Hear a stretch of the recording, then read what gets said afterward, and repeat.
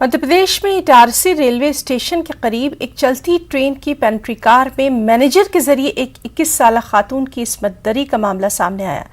GRP के SP Hitesh Chaudhary के मुताबिक ये वाकया जुमे और हफ्ते की दरमियानी शब संपर्क क्रांति एक्सप्रेस की पेंट्री कार में पेश आया। ये ट्रेन बेंगलुरु और हजरत निजामुद्दीन दिल्ली के दरमियान चलती है।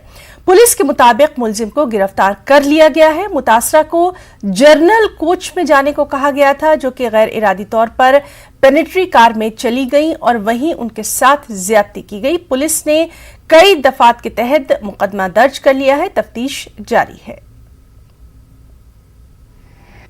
सहयात्रियों के माध्यम से उसने इस सूचना को नोट कराया था।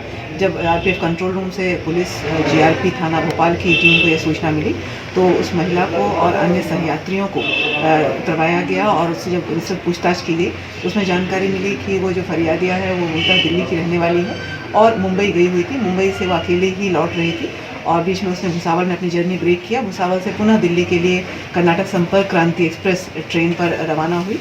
वहाँ पर उसे एक व्यक्ति मिला जिसे उसने ज़मीन में लेटा हुआ देखकर फर्श पर लेटी हुई थी वो ट्रेन के।